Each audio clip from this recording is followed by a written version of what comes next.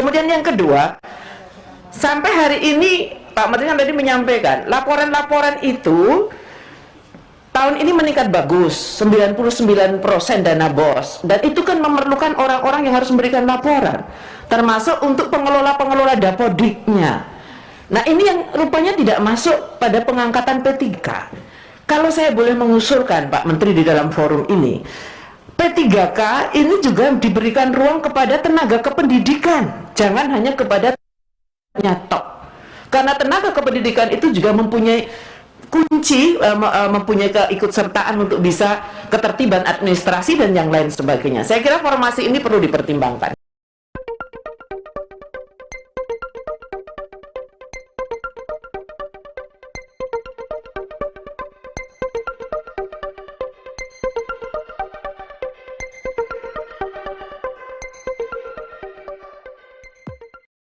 Nomor 5 ya. Oke. Nomor 5. Mendorong Kemendikbud untuk membuat komposisi tenaga kependidikan dalam seleksi P3K tahun 2021 mengingat urgensi dukungan tendik. Ini memang jatahnya dari Kemenpan RB bukan tahun ini. Bukan, jadi kami mesti rencana dulu sama kayak sebelumnya, karena ada stepnya. Untuk 2021 ini kita fokus dulu tetap di yang guru dulu Pak, karena memang berat sekali yang kita harus ini kan pengelolaannya. Jadi itu untuk kesempatan berikutnya di tahun berikutnya. Iya betul. Tidak bisa di 2021 kan ya? Nggak bisa Pak, kan harus ada stepnya dulu. Nanti itu bisa diajukannya untuk formasi berikutnya.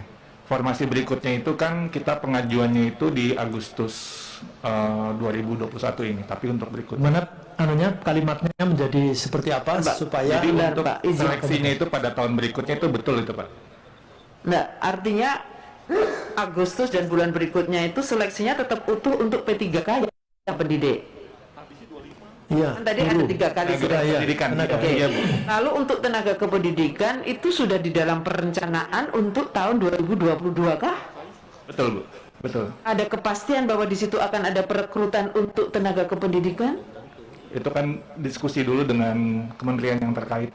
Belum berarti. Nah, Belum berarti ada. kan belum. Nah, Iya. ini yang kita khawatir justru.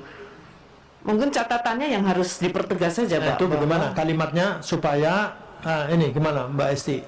Supaya kita juga bisa mengevaluasi. Jadi menurut informasi dari Dirjen GTK bahwa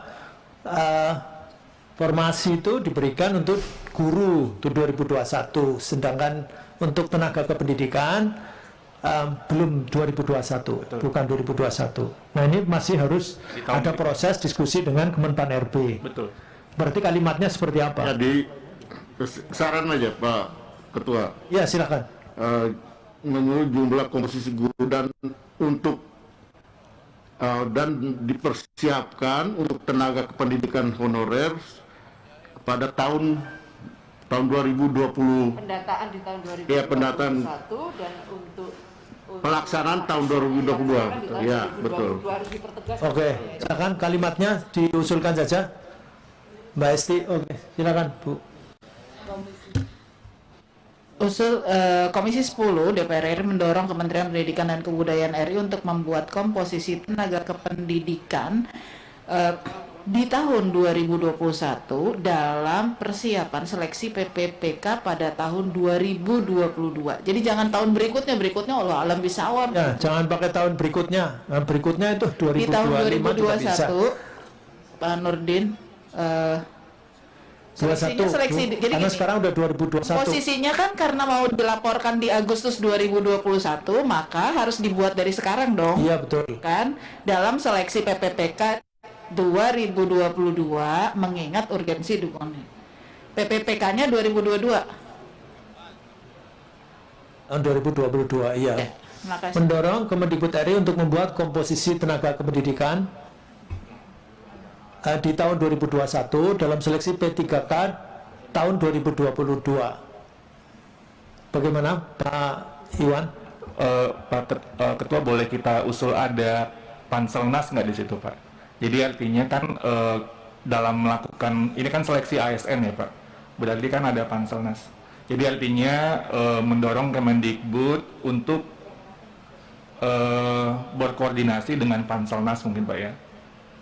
Mendorong Kemendikbud untuk berkoordinasi dengan Panselnas. Panselnas betul Pak. Itu semuanya. Panselnas ASN. Panselnas ASN ya.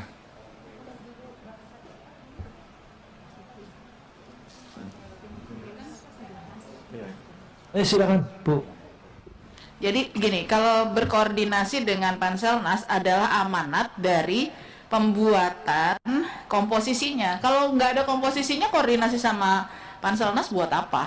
Yang paling penting itu harus yang di awalnya adalah memang ada niat baik dari Kementerian Pendidikan dan Kebudayaan Republik Indonesia untuk sudah membuat komposisinya. Komposisi tenaga kependidikan dalam seleksi buat P3K 2022 versi Kemendikbud seperti apa, baru nanti berkoordinasi dengan Panselnas gitu.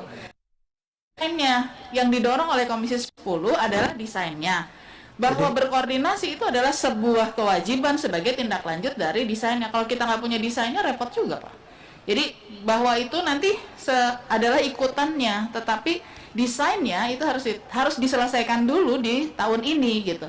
Jangan sampai nanti kelewat. Kalau udah kelewat, makin yang dikhawatirkan Mbak Esti dan dikhawatirkan kita semua nanti akan terjadi gitu. Jadi bagian dari lobby bapak-bapak itu ke Kemenpan RB adalah hasil dari rapat di Komisi 10 gitu.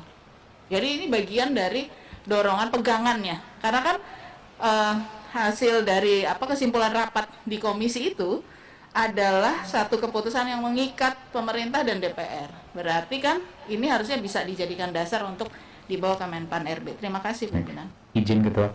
Iya, Kami setuju Pak dengan jadinya seperti tertulis sekarang gitu juga ya? nggak apa-apa. Tapi satu hal ini guru pendidikan agama dan olahraga udah nggak perlu disebut lagi kan? Karena udah masuk. Oh, udah masuk ya? Udah masuk tahun ini ya. Oke. Nah, jadi udah nggak. Guru pendidikan agama dan ini sudah masuk sehingga tidak perlu, dan ini tinggal tenaga pendidikan, dan ini sepihak memang Pak Iwan. Jadi ini sepihak kita, artinya DPR dengan kementerian. Nah, kemudian selanjutnya monggo artinya koordinasi dengan ini segala macam Kita perjuangkan. Panselnas ya. Jadi Komisi 10 DPR RI mendorong Kemendikbud RI untuk membuat komposisi tenaga kependidikan di tahun 2021 untuk seleksi P3K tahun 2022, mengingat urgensi dukungan kinerja Tendik dalam proses administrasi pada satuan pendidikan seperti input dan update data pokok pendidikan Kepudik. Saya kira itu contoh saja. Cukup ya? Oke.